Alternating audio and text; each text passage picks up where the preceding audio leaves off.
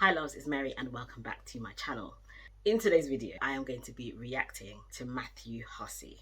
He's done a video on my honest advice to single women who want a family. So if you've never heard of Matthew Hussey, he is a dating coach. He does a lot of videos on dating and relationships. As of this date, he's at 3.1 million subscribers on YouTube. Now, why am I reacting to this video? Because a couple of years ago, when I turned 40, that was me. I was single. As far as I was concerned, I didn't have any prospects in sight, but that was something that I really wanted. And I want to reflect on the advice that he's given as someone who now has a partner, a child. Do I really think that this advice is good or useful advice? If you like my channel and you like what you find here, or you're interested in anything to do with lifestyle, love, and microlocs, then definitely hit the red subscribe button.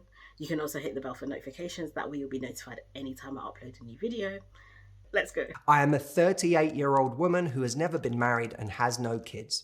I have dedicated the last 15 years to working on getting established in the US, learning the language, completing college, getting positioned in a good job after coming from Malaysia.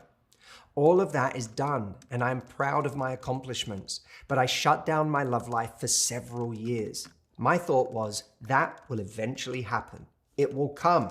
And here I am now thinking, it should have come already. I want a family, but the biological clock is messing up my brain, and I don't want to make the mistake of choosing the wrong person because I am close to being 40. I feel like this happens to immigrant children a lot. I know immigrant is a very loaded word or whatever, but what else can I call it? My parents are Jamaican. My parents came to the United Kingdom in the 60s. And as a first generation British person, there is a massive drive for success, getting educated, getting a degree, having a great job. And I think that you get this tunnel vision that comes from that. For example, when I was at university, my parents' advice was always, don't worry about boys, leave boys alone, just focus on your education. The first step is to be clear with yourself about what your path is. She's out one evening and meets a 24-year-old, and that 24-year-old is fun and charming and sexy, and they hit it off and they start dating. I'm always quick to point out that that is a very, very dangerous game that Mariam or someone in her position would be playing when someone is a few years behind her, even if they want children, is a few years behind her in wanting the same thing, because for her, those few years matter. True. Matthew, I'm with you. He's completely right. The easiest way to keep Mr. Right away is to continue to entertain Mr. Wrong. You can be attracted to someone, and that's great, but it's very important for you to clarify what exactly is it that you want. And when you meet someone new, to match that person up with your criteria, because it is very easy to just spend a couple of years in having fun or be in a relationship. And then when it gets to the crux of it, they're like, I'm not really ready for a family. And the truth be told, you need to get down to those facts fairly early. And I don't mean first date, interrogate someone. So do you want kids? Do you want a family? Not like that. But the first date or two, we need to have some kind of conversation around. So what is it that you're looking for? Fun, a girlfriend, a long-term relationship, marriage, children? You need to establish that early. I'm completely with him, because you can waste a lot of time. At what point does she decide, you know what, having a family is so important to me that I actually might consider doing this by myself? Now, to at least have that conversation with a fertility doctor to look into whether it's something that's possible for you. Not to mention that egg freezing is by no means a guarantee when the time actually comes to use those eggs. I do think getting clear on what it is that you want in those circumstances is important. I kind of did have a plan B. I wanted any child or children that I have to have a two-parent household. I did not want to have a child without a partner. I know that there are some people who have chosen that route, and that's up to them. But I also had that thought in mind. If I don't have a long-term relationship by this particular point, then I'm just going to live the rest of my life and be happy. I feel like sometimes when you only have one thing in mind, that's what breeds a level of desperation. I have to have this thing. And if I don't have this thing, I don't know what I'm going to do.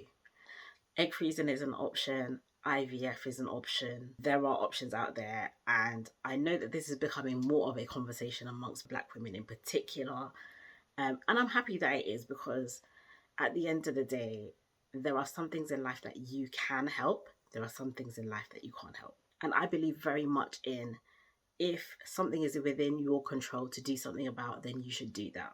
Of course, for many people, especially those who are running out of time to biologically have their own children, who really have this as a major life goal, maybe the major life goal at this stage in their lives, as having this deep, desperate urge to move quickly on something that's window is rapidly closing. Can I also add, this whole thing about biological clock, my mom had a baby at 48 biologically. Now, I'm not saying that I wanted to have a baby at 48, mind. I wasn't planning to necessarily do that, but I kind of took that as a sign of, I still have some time in my 40s to have a baby. I definitely didn't take it for granted that I would be able to, but I took that as a sign. The way that fertility is spoken about, there's so much fear-mongering in it. I told myself that, yes, there are biological facts of life, but what I'm not going to do is allow myself to get really afraid. Walking in fear and going into dating situations afraid and living my life afraid, like, that's not what I want for my life, full stop. I just try to face it in as much of a common sense, level-headed way as possible. These are some statistics on fertility that may or may not apply to me. I may be able to have a baby until a certain age. I may not do, but let's just roll with where we are right now. Step 3, communicate to that person where you are in your life. That means we have to be brave enough to actually communicate our goals to someone. The big question is when, right? Because it feels like if I do that too soon, I'm going to scare someone away. If I do it too late, I run the risk of wasting tons of my time. First of all, I don't think that men are a means to an end. It's not a case of just grab any man that has any interest and that might potentially want to have a child with you and just have a baby. I feel like that's the worst thing to do. Sometimes people kind of get drawn and dragged along in situations that they're not really 100% committed to. And you as a woman end up being the person that's pushing the train forward, and you don't ever want to be in that position. I don't think that's healthy for anybody. Another thing, I feel like it's the most important thing is to have a healthy, good relationship that you then bring a child into and then have a solid family life.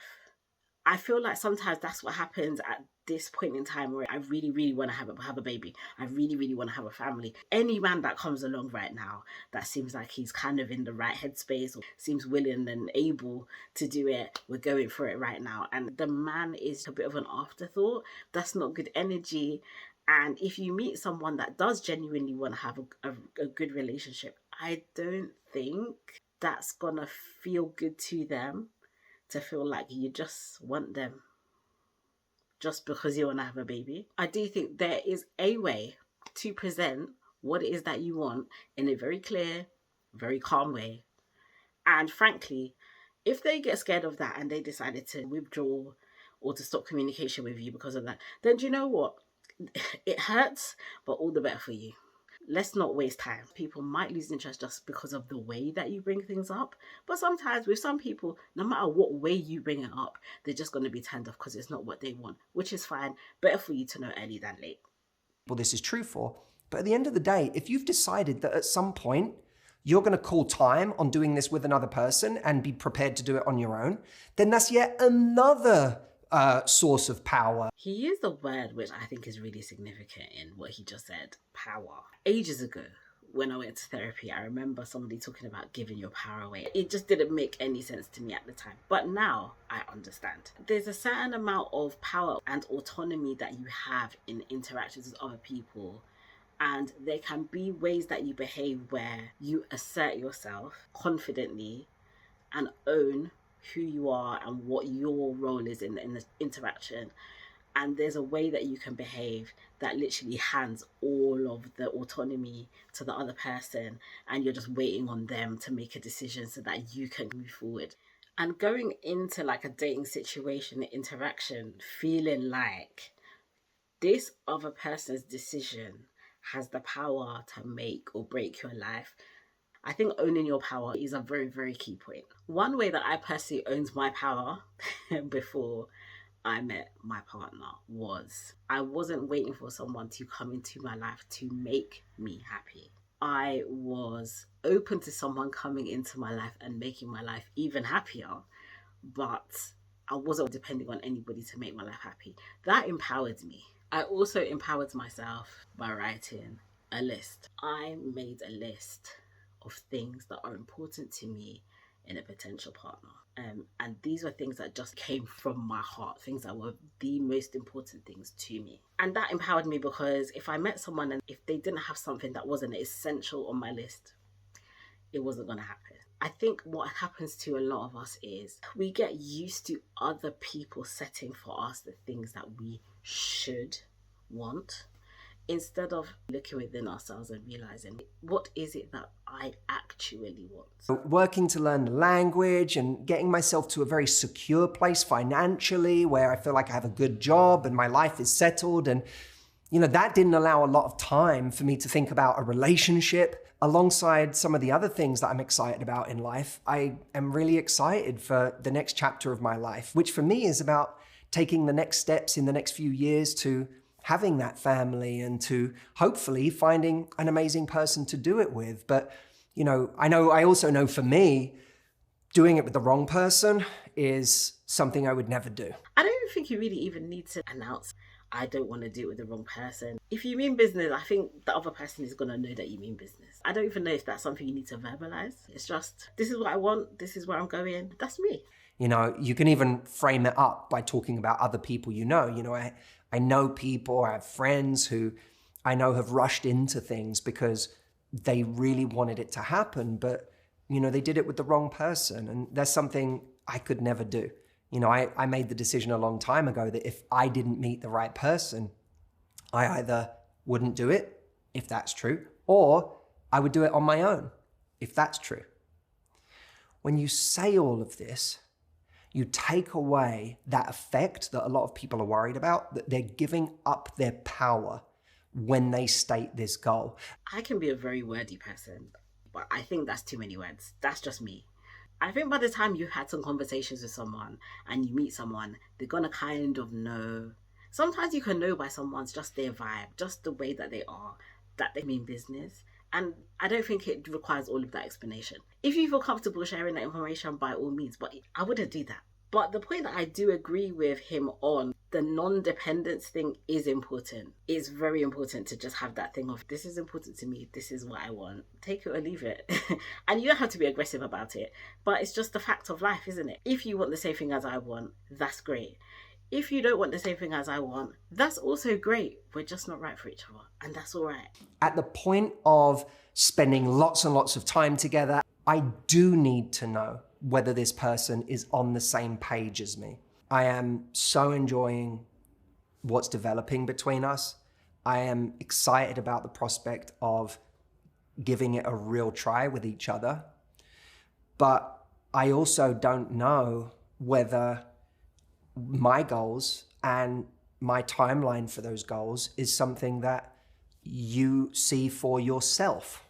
I agree with the gist of what he's saying, which is essentially you need to revisit this conversation. For me, pretty early on in my relationship, I had a conversation of, what are you looking for? And then I think the question came up, when would you like that to happen? And it was like, in the next couple of years. That was it. There wasn't anything more to it, but we did revisit the conversation. I didn't really have to worry about that because he brought it up, because having a family is important to him as much as it was for me. I feel like these things kind of naturally come up in conversation anyway sometimes. So you can be like, okay, so about having that baby. Okay, no, I don't. No, not like that. No matter which way you do it, it needs to be talked about again. I can't have this conversation with you now and then trying to have a conversation with you like 2 years down the line. That's not going to work. I'll tell you when I think is a good time to revisit this kind of conversation. When you start to feel like you're starting to catch feelings for this person. I don't think you have to announce it to somebody like, I'm catching more feelings, so I want to have this conversation with you. If you're with someone who has the same kind of mindset as you, they would be on the same page as you as well. I don't think it would be a big deal to bring it up. the conversation will come up naturally. And if it doesn't and you bring it up, then just talk about it. It's fine. This isn't that traditional kind of pressure of, I like you and I want children with you, and are you going to want them because I want them with you, which makes someone go, we're just getting started and I'm already feeling like I have to make a decision about having kids with you. This isn't that. This is that I am on a certain timeline for when I want these things. You and I are still getting to know each other, and there's still room for us to decide that we're not right for each other. But if it continues and if it works, I would need to know that you could see that for yourself on the same timeline, right? I think me and Matthew are on the same page. But where I'm going to disagree with him, reflecting on my experience, was just, it is okay to have a sense of not urgency, but importance on moving forward, serious relationship, marriage, children, if that's what you want. I don't think it takes you 2 years to make up your mind if that's something that you really want. I'm not advocating getting married in 2 weeks or something like that. There's a period of time where, okay, we've been chatting for long enough and I like you and you like me. So if we're really going to do this, let's be serious about it. Otherwise, it's not going to work. That's not even pressure. That's just, this is where I stand. If you're serious, let's be serious. And that's it. Which is that if someone's not on the same page as me, I just wouldn't bother having a relationship with them, no matter how wonderful and sexy and attractive they were, or how much fun I had with them, all of which is true for you, by the way. I cannot stress enough how important this is as a standard. Not a wish that they want the same things as me, but a standard.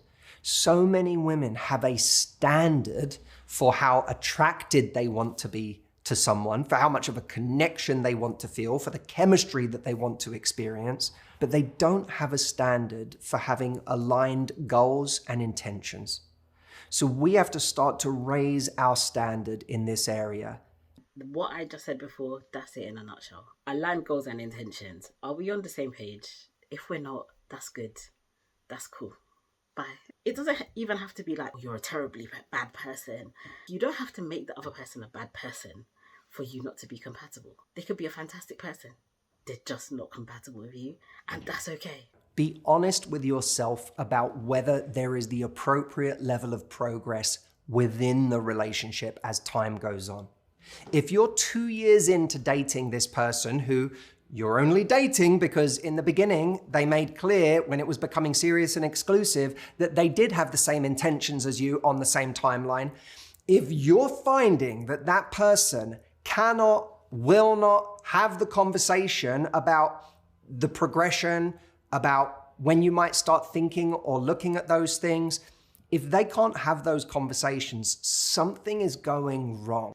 Anything that is less than an emphatic yes, that's backed up by action, is a no. If this person is saying to you that they're interested in a long-term relationship and having a family and having a baby and all of this kind of stuff, but they said that to you how long ago and they don't want to talk about it again, yeah, that's a problem. That's a very big problem. You can't have me here stringing along for 2 years. He said 2 years. That's a long time. That's a lot of time. That's a lot of investment, at least to me. To be sitting here with someone that won't have a conversation, oh no. And I think one thing that is majorly big for me that I had to learn the hard way is letting go. How to let go. Thank you so much for your time. Bye. I'm the only one leading this conversation and you're not engaged in the conversation, or you're just kind of like, yeah, okay. Yeah, I don't like, yeah, okay. That doesn't feel good to me in here. I want yes, we're doing this. Let's go plan. Let's make steps forward. A person doesn't have to be as animated as me to show that they're saying yes, but whether the person's a bit more reserved or a bit more outgoing, an emphatic yes is an emphatic yes. You're feeling in your gut that they're saying yes, as opposed to feeling like you still have to persuade someone into saying yes. I've been there. It didn't end up working out very well. And I participated in that by not taking a step back and being really honest, like, this isn't giving the energy that I'm looking for. If I'm not getting that back, it's a wrap. If you talk about it 6 months after that and nothing is shifting for them, they just keep acting afraid to have the conversation and make you feel like you're treading on eggshells. If there's not, never be afraid to stop the relationship. If you're going down a road and you realize that you're on the wrong road, for sure you're on the wrong road, it's okay to turn around and just come off the road and go down another way. I know that growing up with parents like my parents, there's this feeling that they give you, like the margin for error is so small. You get so afraid to make any mistakes. There's that judgment of like, oh, you did all of this and it never worked out. That's fine. It's okay that it didn't work out. That's life. It will be better for you to make a mistake and realize early and divert in a different direction than to be on this road going down years and years and years and years. You can end it. It's not a problem. You can stop. You can change direction. You do not need to stay in a relationship that you've sunk time and energy into. This was very good advice. Some of the examples that he gave, I wouldn't necessarily say that in a real dating situation, but I think that he has actually given some practical steps that can help. And a lot of it is to do with the level of security that you have within yourself before you even go into a relationship. I've learned that a lot of relationships with other people have a lot more to do with the relationship that you have with yourself. Just being real with yourself and being honest with yourself. I've gotten to a stage in your life where you wanted to get married, have a partner, have children. What did you do differently to help that process along? What was different and what worked? I'd really like to know in the comments. Or if you're not in that stage and you find this video helpful, then absolutely leave some comments in the comment section below. Let me know if you like this kind of video and if you want me to do more. I would absolutely love to do more. If that's something that you want to see, let me know. Thanks. Bye.